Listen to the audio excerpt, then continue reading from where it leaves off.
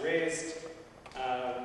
There are so many problems with hens and their health that getting them out of cages is, of course, it's much better to be out of a cage than living in a cage, but to suggest that that solves the problem is completely fictitious, because the problem is so much greater than that.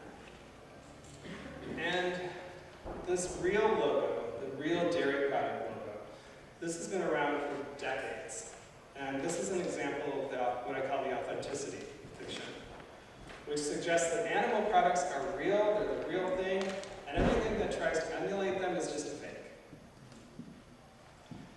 But the irony in this, it's tragically ironic, is that the process of breeding, raising, and slaughtering animals for food today is about as unreal and artificial as it could possibly be.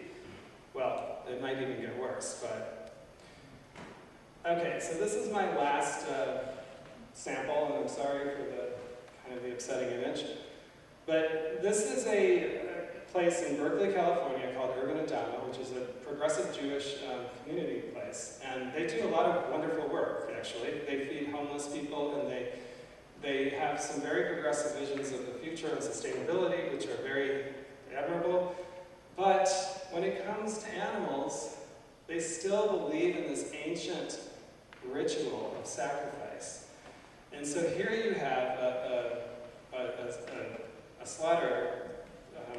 There's the Jewish term, I'm afraid I can't remember. Doing the proper kosher method of slaughter, which they claim the animal feels nothing.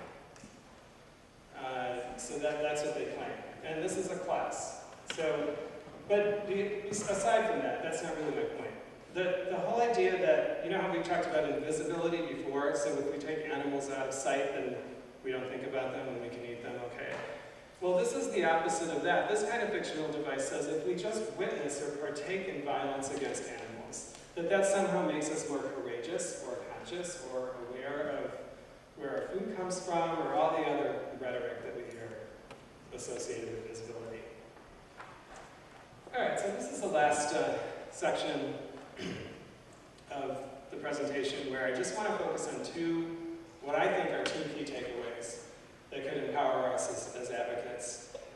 Another way of looking at this is just what two lessons emerge organically from a better understanding of the fictions of animal consumption. And the first is that there's a very important connection between belief and behavior. And the fact that the industry spends millions of dollars on branding and advertising to appeal to our beliefs and values about eating them is a testament to that. And it's also a strategy that proves incredibly successful. And it's the reason why they continue doing it year in and year out. Because they need to continue to reinforce that because we have doubts. Many of us will have doubts. And so they keep this going to make sure that they keep us on, to retain us as customers. I say this because I believe that in order to see a major shift in society, we need to actually challenge those beliefs, because the industry is using them strategically to their advantage. And if we don't see that and start identifying it for people, we're not going to see the change. So there's a leadership expert guy named Simon Sinek that I discovered a while back. And he's got one of the most popular viral TED Talks of all TED history. It's called How Great Leaders Inspire Action.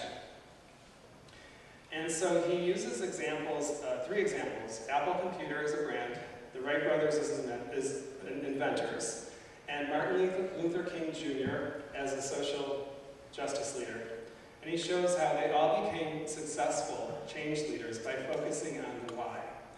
And by the why, he means by focusing on their beliefs, what they believe in, what their ideas are, ideas that inspire change and also inspire people to want to join the movement. And the mantra he repeats in this short presentation is people don't buy what you do, they buy why you do it. Now today it's interesting because the opposite is unfolding in our movement. I see it as behaviorism is what I call it. It's what I call the what over the why. In other words, it's kind of the opposite of what Simon Sinek is telling us. So behaviorism focuses on changing behavior independent of looking at beliefs and what their important connection is to behavior. And characteristics of this kind of advocacy are that, they tell us not to challenge people's ideas. It's messy and awkward and just don't go there. Or if you're an advocate that has ideas and would like to share them, they often ridicule it as dogma or purism or idealism. Another characteristic is baby steps. Behavior change is just baby steps, advocating that. A classic example is Meatless Monday, an approach that frames our issue, our movement, as one of just a dietary choice, rather than all the other important aspects of it. And it ignores the why, what Simon Sinek calls the why, and its preoccupation with the what, which is, as Sinek says, it's the key reason why people fail. And the reason is a what statement is really boring. It's like, okay, we're a hunger relief organization in the United States. That's a what statement. A why statement would be something like, we want no child to go to sleep hungry. And our mission is to have a future where no child goes to sleep hungry. That why statement is more compelling for most people. Okay, the last kind of characteristic of behaviorism is the use of pop psychology and self-help tropes. So, in a couple of speakers that I listened to at the International Animal Rights Conference, they referred to the book, The 7 Habits of Highly Effective People. This is a wildly popular self-help book. And you know what? I'm sure it has some value. I'm sure it's helped a lot of people at personal level, personal development, or even in their work. But it's not a manifesto, it's not a guide for social change. I mean, this is just something very shallow for that purpose, right?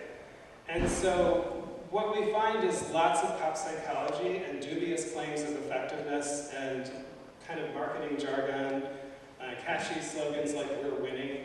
The Animal Rights Conference, their mantra from last year was "we're winning." Well, I hope so, but it sounds good and it inspires people, but it's not necessarily asking people to do the hard work. Okay, so the second takeaway that I want to focus on is the takeaway for a better understanding of the fictions of animal consumption is that truth matters. So if we're going to disempower this system of propaganda, truth matters enormously. And in Noam Chomsky, again, in an interview after 9/11, the journalist asked him, how do we as social justice advocates or people that want change, what is our most effective strategy? And Chomsky's answer was kind of facetious. He said, just tell the truth. How complicated is it to understand the truth and how to act? In my book, I introduce a concept I call truth-centeredness. And truth-centeredness for me is understanding and then communicating 3 core truths. The first truth is the truth of the animal's conscious experience as best as we can understand it, through careful observation or scientific study, and the science that doesn't help the industry but actually debunks the distorted view of animals, of farm animals. The second core truth is our own true experience, our own authentic experience as witnesses and spokespeople for other animals. And the third core truth is what I call true empathy. And I define that as the ability to see ourselves as the animal victim and to be able to communicate that in a compelling way. So I'm going to give you 4